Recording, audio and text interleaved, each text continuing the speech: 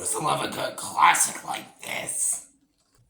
Hello everyone, welcome back to another video. And just wanted to ask you guys, how you doing? How's your day going? You have a good day? I hope you all are, because I am. I'm certainly having a good day, because I got some videos planned today. I got three whole reviews. Three whole reviews planned today. I hope you all stay tuned for that. Stay tuned for that, because I'm really excited to talk about all three of these movies. And, and the first one of those three reviews being 1959's Ben-Hur, the classic historical epic that William Wyler pretty much brought us into.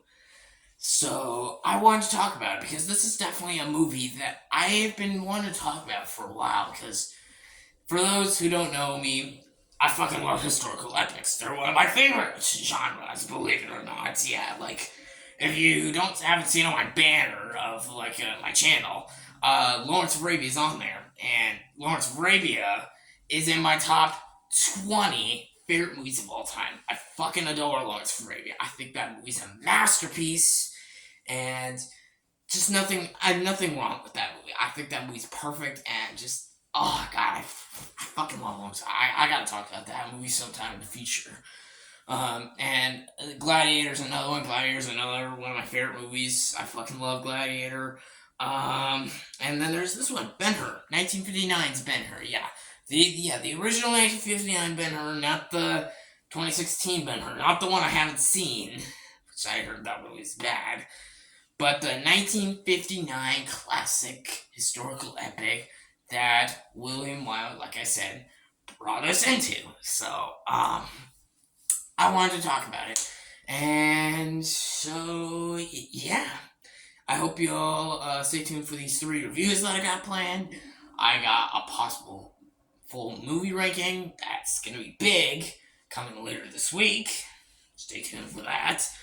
So, but in the meantime, let's just get to some reviews, get some simple, good reviews, talk about movies with you guys before I have to get crazy on the work for the Christmas reviews that I got planned. I'm not going to get into that yet, but stay tuned for that. So, yeah, let's talk about it. Here is my review for 1959's Ben-Hur. Let's go. So, this movie stars Charlton Heston, Stephen Boyd, Jack Hawkins, Harriet, apologies if I pronounced the name wrong, Martha Scott, shit, why am I, can't think of the other, shit. Yes, Kathy O'Donnell, Hugh Griffith, and Claude Heater as Jesus Christ. Yeah. But, the whole cast and the list goes on. And this movie is written and directed by William Wyler. Classic director, definitely for sure. And basically, this movie is about Judah Ben-Hur, where him and his family, they're like, leaders and emperor, and basically he gets back from the war, then he gets captured, and then he's put into slavery. And then after years of slavery, he comes back, and now he notices that everything's different. His family is gone, is all sick, there's a lot more tension, there's pretty much a lot of just ghost town, just where there's nothing left, there's a lot, just more, basically there's a lot more stakes, and a lot more bad things that's going on. And basically, Judah Ben-Hur, he has to, basically resolve it, and go to this chariot race. A lot more I can say than that, but some pieces of the movie I don't want to spoil, because they're really, really big, really iconic. Let's just get into the positives. First off, the fucking performances. Charlton Heston is the huge standout. He's absolutely amazing, captures all the emotion, all the heart, all the soul, basically carries the whole film, and he fucking deserved that Oscar. Well, he had that Oscar well deserved. He deserved it fair and square. Because this movie won 11 Academy Awards, and it fully deserves all those. Like, once again, deserved all 11 Academy Awards, because only three, yes, three movies to win 11 Academy Awards exist. That being this movie, Titanic, and my favorite movie of all time, The Lord of the Rings: The Return of the King. That is crazy to think. A movie could win 11 Academy Awards, but three movies did it. It's just like how only three animated movies were only able to be nominated for Best Picture. But that's just because the Oscars are fucking crazy and they don't seem like they want to give all the Oscars to animated movies or just other movies for sure. No fucking shit, right? But that's for a different video. Going back to this movie, yeah. Charlton Heston, he deserved that Oscar 100%. He is absolutely incredible in this movie. I love Jack Hawkins in this movie. He's great. Stephen Boyd, he's great. All the supporting cast, all the performances are great. And I could gush about them for hours because, wow, it's all fucking fantastic. The direction's amazing. This movie is 3.5 hours. It's almost 4 hours long. It's almost the same length as Lawrence of Arabia. And just like Lawrence of Arabia, it does not feel like almost 4 hours. It flies by like fine wine.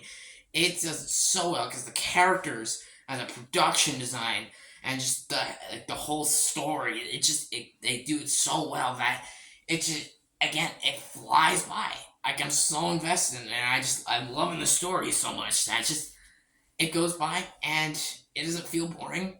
It never feels boring in this movie. Ever, not ever was I bored. And not ever once was I feeling the length. I felt the story going, it flew by, like I said, it flew by like fine wine. And it did it so well. Yeah, William Wyler's direction is absolutely spectacular. The music's great. Of course, it's classic music, so what do I gotta say about that? But what I do have to say is probably the biggest positive of this movie. It's the production design. Wow! The fucking production design of this movie is absolutely groundbreaking. Like, just the way this movie looks, how it's shot, how it's filmed, how all the costume designs are, the cinematography, everything about this movie looks gorgeous. It looks beautiful, spectacular. It looks epic. And the fact that they built all these huge, like they built like the fucking Coliseum where they put the chariot scene race, like how they built all that. Just everything about the production design is absolutely groundbreaking. It will fucking blow your mind away when you watch this movie. It just, oh wow, it's so good. Just, yeah, once again, just the costume designs, the makeup, the looks, just everything about like the look of this movie. It's just it adds the pace and it makes it feel like, you love how this movie looks and it's so cool that it's just it takes your mind away from the length and it focuses you more on the look and the story and how it flies by. And the story, wow, the story, yeah. As it says on the poster, the tale of the Christ. Yeah, for those who haven't seen the movie, I'm gonna say this right now. Some people might not first realize that Jesus Christ, yeah, God Himself, He is in this movie, and He's in the third act. Well, He is in a couple scenes earlier. I think I'm trying to remember. And He's in like one or two scenes earlier in the movie. I think probably one, but yeah, and my God, I didn't realize it at first because this is when I first watched this movie. I was just like, wow, that's Jesus Christ. I did not realize that. But they do his they do the death of Christ in this movie, and it's really fucked. It's like it's kind of hard to watch. It's like just, whew, yeah, just the way again the music, the score, like just the acting. It's just like it's really brutal and really hard to watch. It's like you're just like. Why are you torturing this poor man? Why are you torturing him? He didn't do anything. Like, just leave him alone. Leave him alone. He's such a good man. They show it really well, and again, how it's made and how it's just shot. It's like, wow, holy shit. It's just, yeah. And Claude Heater, I believe that's his name. Correct me if I pronounced it wrong.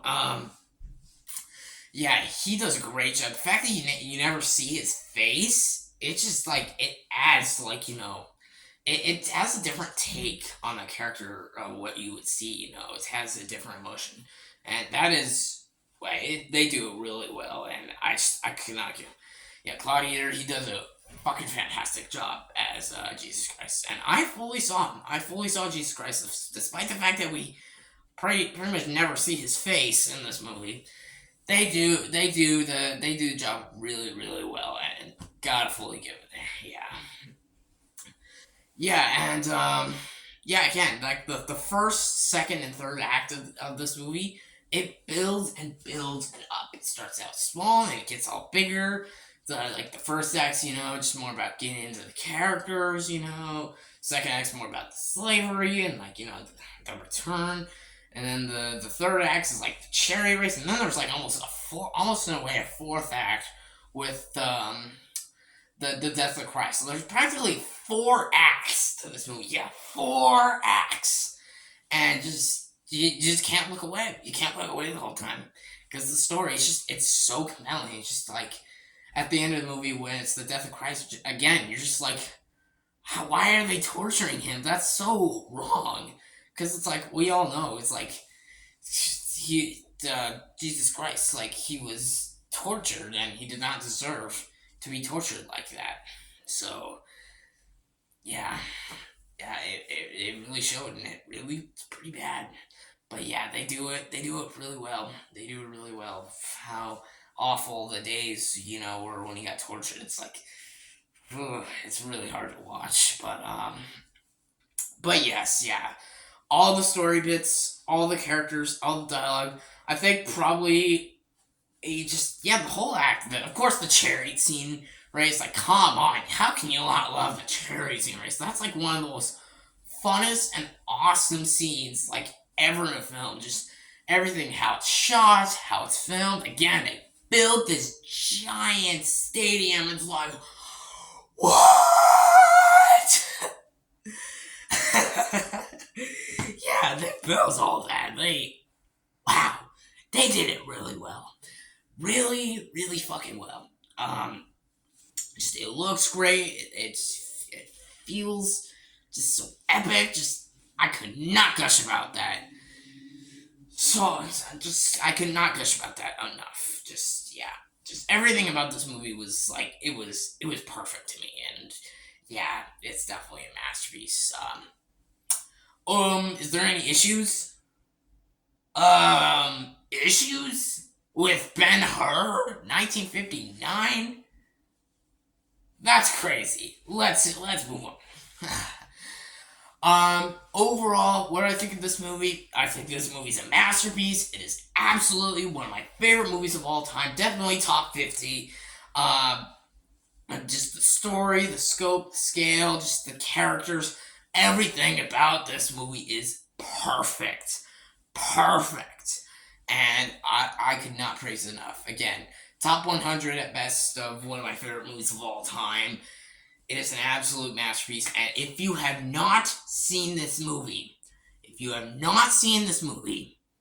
what are you doing?